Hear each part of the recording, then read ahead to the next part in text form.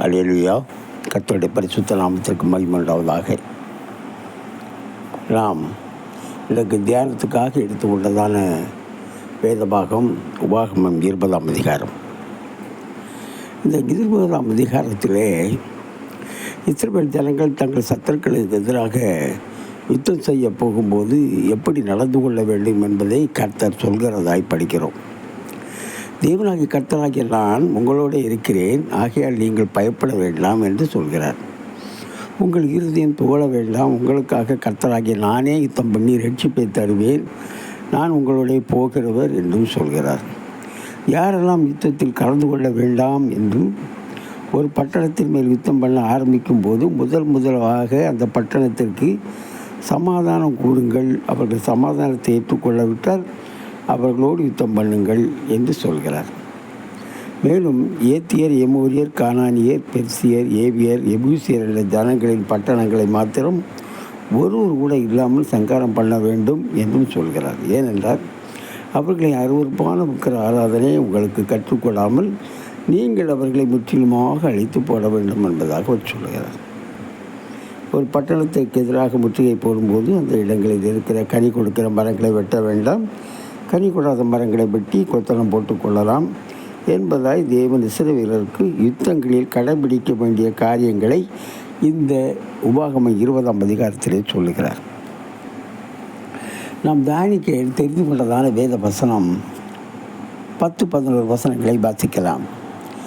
நீ ஒரு பட்டணத்தின் மேல் யுத்தம் பண்ண நெருங்கும்போது அந்த பட்டணத்தாருக்கு சமாதானம் கூறக்கடவாய். அவர்கள் உனக்கு சமாதானமாக உத்தரவு கொடுத்து வாசலை திறந்தால் அதில் உள்ள ஜனங்கள் எல்லோரும் உனக்கு பகுதி கட்டுகிறவர்களாகி உனக்கு ஊழியம் செய்ய கடவர்கள் என்பதாய் படிக்கிறோம். அவர்கள் சமாதானத்திற்கு இசைந்தால் அவர்கள் மேல் யுத்தம் பண்ண வேண்டாம் என்று தேவன் சொல்கிறார். சமாதானத்தின் தேவன் நம் தேவன். ஒரு பட்டணத்தின் மேல் யுத்தம் செய்யத்தான் போகிறார்கள் என்றாலும் யுத்தத்தை விட சமாதானமாய் போவது நல்லது என்று தேவன் இஸ்ரவேலரை சமாதானம் என்று கூறக்கடவா என்று சொல்லுகிறார். யுத்தங்களையும் இரத்தம் சிந்துதலையும் உயிர்கள் மடிவதையும் அழிந்து போவதையும் தேவன் விரும்புகிறதில்லை என்று இதனால் நாம் தெரிந்து கொள்ளலாம். ஆனால் சத்துருக்கள் அழிக்கப்பட வேண்டும் என்பது உறுதியாயிருந்தார். அதனால்தான் சில குறிப்பிட்ட ஜாதியார் அழிக்கப்பட வேண்டும் என்று சொல்லுகிறார். என்ன காரியம் என்றால் அவர்கள் மூலமாய் கர்த்தருடைய ஜனங்கள் தேவனை மறந்து விக்கிர ஆராதனை செய்கிறவர்களாக மாறிவிடக்கூடாது என்பதற்காக சில ஜாதியாரை கண்டிப்பாக சங்காரம் பண்ண வேண்டும் என்பதாய் சொல்கிறார்.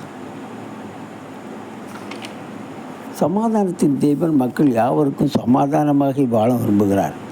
இரத்தம் சிந்துதலை யுத்தங்களை வெறுக்கிற தேவன் என்பதற்கு எடுத்துக்காட்டாக நான் ஒரு சம்பவத்தை நினைவுபடுத்துகிறேன். 1 நாளாகமம் 22ஆம் அதிகாரத்தில் தாவீதை பற்றி படிக்கிறோம். அங்கே இந்த தாவீது கர்த்தருக்கு ஒரு ஆலயம் கட்ட வேண்டும் என்று தீர்மானித்து ஆலய கட்டுமான பணிக்கான இரும்பு, வெண்கலம், மரம் யாவையும் சேகரித்து வைக்கிறார். ஆனால் கர்த்தருடைய ஆலயம் மட்டும் தாவீதின் கையால் கட்டப்படக்கூடாது என்பதில் தேவன் உறுதியாயிருந்தார். தனக்கு ஆலயத்தை சாலமோன் தான் கட்ட வேண்டும் என்பதாய் கூறுகிறார். ஏன்? தாவீது ஒரு தேவ மனுஷன்தான். கர்த்தரின் கட்டளைகளுக்கு அப்படியே கீழ்ப்படிந்து நடக்கிற ஒரு இஸ்ரவேலின் மகாபெரிய ராஜா, பல நாடுகளை வெற்றி கண்ட மாவீரன், மகிமையான ராஜாவாக இருந்தாலும் கர்த்தருடைய ஆலயத்தை கட்ட தேவன் அவனுக்கு அனுமதி தரவில்லை. ஏன் அதற்கு ஒரே ஒரு காரணத்தை தான் தேவன் சொல்லுகிறார். ஆலயம் கட்ட அனுமதியை தேவன் மறுத்த காரணத்தை தாவீதே தன் வாயால் சொல்லுகிறார். இந்த வார்த்தைகள் தாவீது தன் வாயால் தன் மகன் சாலமோனுக்கு சொல்கிறதாக அமைந்திருக்கிறது. 1 நாளாகமம் 22, 7, 8, 9 வசனங்களை வாசிப்பீர்கள் என்றால், சாலமோனை நோக்கி, என் குமாரனே, நான் என் தேவனாகிய கர்த்தரின் நாமத்திற்கு ஒரு ஆலயத்தை கட்ட என் இருதயத்தில் நினைத்திருந்தேன். ஆனாலும் கர்த்தருடைய வார்த்தை எனக்கு உண்டாகி, நீ திரளான இரத்தத்தை சிந்தி பெரிய யுத்தங்களை பண்ணினாய். நீ என் நாமத்திற்கு ஆலயத்தை கட்ட வேண்டாம், எனக்கு முன்பாக மிகுதியான இரத்தத்தை தலையிலே சிந்த பண்ணினாய் என்று சொல்லப்பட்டிருக்கிறது. இதோ உனக்கு பிறக்கப் போகிற குமாரன் அமைதியுள்ள புருஷனாயிருப்பான். சுற்றிலும் இருக்கவன் சத்துருக்களை எல்லாம் விலக்கி அவனை அமர்ந்திருக்க செய்வேன்.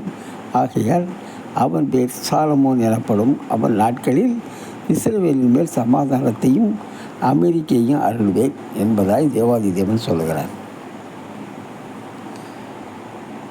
தேவன் சொன்னார் என்பதாக தன் மகனாகி சாலமோனிடம் தாவீது சொல்வதாக படிக்கிறோம். சாலமோன் என்ற பெயரின் அர்த்தமே சமாதானம், அமைதி என்பதுதான். ஆகவே இதன் மூலம் நாம் அறிந்து கொள்ள வேண்டிய காரியம் ஒன்று உண்டு. தேவன் சமாதானத்தையே விரும்புகிறார். அதனால் தான் யுத்தம் செய்ய போகும்போது மக்களிடமும் முதலில் சமாதானம் கூறும்படி சொல்கிறார். அவர் நாமும் அதிசயமானவர், ஆலோசனை கர்த்தா, வல்லமையுள்ள தேவன், நித்திய பிதா, சமாதான பிரபு எனப்படும் என்பதாய் வாசிக்கிறோம். அவர் சமாதான பிரபு, சமாதானத்தையே விரும்புகிற தேவன். சமாதானம் பண்ணுகிறவர்கள் பாக்கியவான்கள், அவர்கள் தேவனுடைய புத்திரர் எண்ணப்படுவார்கள் என்று இயேசு சொல்கிறார். நீ காணிக்கை செலுத்த வருகிற வேளையிலே சகோதரனிடத்தில் உன் பேரில் குறைவு உண்டு என்று கண்டால் முதலில் போய் அவனிடத்தில் ஒப்புரவாகி உன் காணிக்கையை செலுத்து என்கிறார். ஒப்புரவாகி என்றால் எந்த மனக்கசப்பு இருந்தாலும் சகோதரனிடம் சமாதானமாகி பின்பு காணிக்கை செலுத்து என்பதாக அர்த்தம். ஏனென்றால் சமாதானத்தை விரும்புகிற சமாதானத்தின் தேவன். அப்போஸ்தலனாகிய பவுல் தன் சபைகளுக்கு எழுதுகிற நிருபங்களிலே வாழ்த்துதலாக சொல்லுவது, நம்முடைய பிதாவாகிய தேவனாலும் கர்த்தராகிய இயேசு கிறிஸ்துவினாலும் உங்களுக்கு கிருபையும் சமாதானம் உண்டாவதாக என்று சொல்லி சமாதானத்தோடே வாழ்த்தித்தான் நிருபங்களை எழுதுகிறார். அவர் எழுதிய எல்லா நிருபங்களிலும் இந்த சமாதான வாழ்த்துக்களை நீங்கள் வாசிக்கலாம்.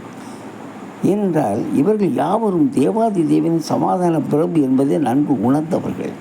நம் தேவன் சமாதான காரணராக இருப்பதினால்தான் இஸ்ரவேல் ஜனங்களுக்கு சொல்லுகிறார், நீங்கள் யுத்தம் செய்ய போனாலும் முதலாக சமாதானத்தை கூறுங்கள் என்பதாக சொல்லுகிறார். சத்தியத்தின் சமாதானத்தை நேசியுங்கள் என்று கர்த்தர் சொல்லுகிறார். சமாதானத்தை அருளிய தேவன், சமாதானத்தை உண்டாக்குகிற தேவன். அதிகாரமும் பயங்கரமும் அவரிடத்தில் இருக்கிறது. அவர் தமது உன்னதமான ஸ்தலங்களில் சமாதானத்தை உண்டாக்குகிறார் என்று வாசிக்கிறோம். கர்த்தர் தமது ஜனத்திற்கு பலம் கொடுப்பார். கர்த்தர் தமது ஜனத்திற்கு சமாதானம் அருளி அவர்களை ஆசீர்வதிப்பார் என்பதாக படிக்கிறோம். தீமையை விட்டு விலகி நன்மை செய், சமாதானத்தை தேடி அதை தொடர்ந்து கொள். சாந்த குணமுள்ளவர்கள் பூமியை சுதந்திரித்து மிகுந்த சமாதானத்தினால் மனம் மகிழ்ச்சியாக இருப்பார்கள். கர்த்தராகிய தேவன் விளம்புவதை கேட்டேன். அவர் தம்முடைய ஜனங்களுக்கும் தம்முடைய பரிசுத்தவான்களுக்கும் சமாதானம் கூறுவார். உங்களுடைய வேதத்தை நேசிக்கிறவர்களுக்கு சமாதானம் உண்டு. இப்படியாக தேவன் சமாதானத்தை தேவன் என்பதாயும் சமாதானத்தை விரும்புகிறவர்கள் என்பதையும் வேத வசனங்கள் தெளிவுபடுத்துகிறது. பிரியமான தேவனுடைய பிள்ளைகளே, சமாதானத்தின் தேவனுடைய பிள்ளைகளாகிய நாமும் சமாதானத்தை கூறுகிறவர்களாயும் சமாதானமாயும் வாழ வேண்டும். சமாதானம் கிடைக்காத நாட்கள் வரப்போகிறது. அந்த சங்கார நாள் வரும் முன்னே நாம் யாவரோடும் சமாதானமாக இருப்போம். சங்காரம் வருகிறது, அப்பொழுது சமாதானத்தை தேடுவார்கள், ஆனாலும் அது கிடையாது என்பதாய் வசனம் சொல்லுகிறது. எல்லோரும் சமாதானமாக இருங்கள் என்று வசனத்தில் வாசிக்கிறபடி நாம் சமாதானமாக இருப்போம். நம்முடைய பிதாவாகிய தேவனாலும் கர்த்தராகிய இயேசு கிறிஸ்துவினாலும் உங்களுக்கு கிருபையும் சமாதானம் உண்டாவதாக. நீ ஒரு பட்டணத்தின் மேல் யுத்தம் பண்ண நெருங்கும் போது அந்த பட்டணத்தாருக்கு சமாதானம் கூறக்கடவாய். ஆமீன். அல்லேலூயா.